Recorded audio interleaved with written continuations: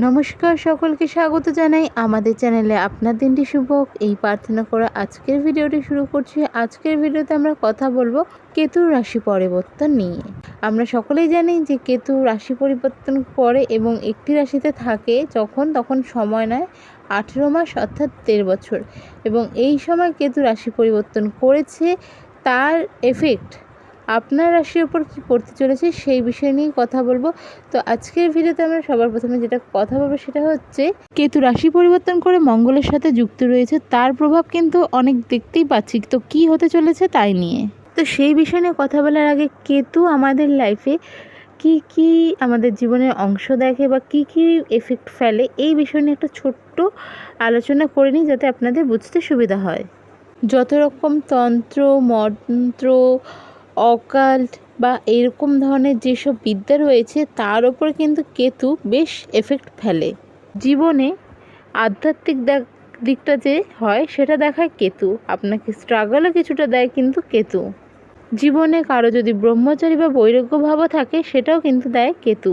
কেতুর অংশ হিসাবে শ্বাসনালীকেও ধরা হয়ে থাকে। দুর্ঘটনার কারক হিসেবেও কেতুকে মানা হয়ে যায়। শাস্ত্রজ্ঞান থেকে ভগবানের প্রতি বা আধ্যাত্মিক দিকের প্রতিও যে আপনার নেশা বলতে পারেন বা আপনার ইচ্ছা বলতে পারেন, এগুলো কিন্তু কেতুই দিয়ে থাকে। স্কিন প্রবলেম বা নার্ভের প্রবলেমেও কিছুটা এফেক্ট ফেলে থাকে কেতু। কেতু কিন্তু আপনার আর্থিক দিকও দেখে বেশ কিছুটা। আপনার আর্থিক জীবন কেমন থাকবে বা আপনার জীবনে আর্থিক সিচুয়েশন কেমন থাকবে, এর থেকেও বড় ব্যাপার থাকে যে হঠাৎ আকস্মিক যে ধনলাভ থাকে বা মানুষের যে ধনলাভ হয়ে থাকে সেই দিকটা কিন্তু কেতুই দেখে থাকে। আপনার যদি ভালো ঘরে বা কেতুর পজিশন আপনার বাচ্চাটা ভালো থাকে তাহলে কিন্তু বেশ ভালো রেজাল্ট পাবেন আপনি সারা জীবন। তাহলে বুঝতেই পারছেন আপনাদের জীবনে কেতু কতটা প্রভাব ফেলে। তো আজকে সেরকমই আমরা জানবো যে এই সময় যে কেতু এবং মঙ্গল একসাথে রয়েছে তার জন্য মীন রাশির জাতক জাতিকাদের এই সময়টা কেমন যাবে দেখে নেওয়া যাক। কালপুরুষ রাশি মণ্ডলের সর্বশেষ রাশি অর্থাৎ 12তম রাশি হলো মীন রাশি। আপনাদের ক্ষেত্রে কিন্তু 6th হাউসে এই সময় কেতু ট্রানজিট ঘটছে সিংহ রাশিতে। আর 6th হাউস আমরা কিন্তু অনেক কিছু ইন্ডিকেট থাকি, তার মধ্যে শত্রুর ঘর। তো শত্রুর ঘরেও কিন্তু এই সময় আপনাদের কেতু ট্রানজিট ঘটছে। এর সাথে সাথে কিন্তু কেতু আপনাদের ক্যারিয়ারের ঘরকেও দেখবে, আপনার খরচার ঘরকেও দেখতে চলেছে, আপনার ধন সম্পত্তির ঘরকেও দেখবে। কেতু এই সময় যে আপনাদের 6th হাউসে ট্রানজিট করছে তার ফলে কিন্তু আপনাদের সাহস আরও অনেকটা বাড়তে চলেছে। আপনি কিন্তু ইচ্ছা করলে অনেক জিনিস যেগুলো অনেক দিন ধরে ভাবছিলেন সেরকম জিনিসগুলোকে কিন্তু এ সময় অর্জন করতেও সক্ষম হবেন। অবশ্যই কেরিয়ারের ক্ষেত্রে আপনার যারা শত্রু রয়েছে এই সময় কিন্তু অ্যাক্টিভ থাকলেও সেভাবে কিছু আপনার ক্ষতি করে উঠতে পারবেন না। কোনো ধরনের কোর্ট রিলেটেড কেস যদি চলতে থাকে সেক্ষেত্রে কিন্তু এই সময় বিজয়ের আশাও আপনার জন্যই করা যাচ্ছে। তো মোটামুটি এখন অবধি যা দেখা গেল কেতুর ট্রানজিটের ফলে কিন্তু মীন রাশির ওপর পজিটিভ এফেক্টই পড়তে চলেছে।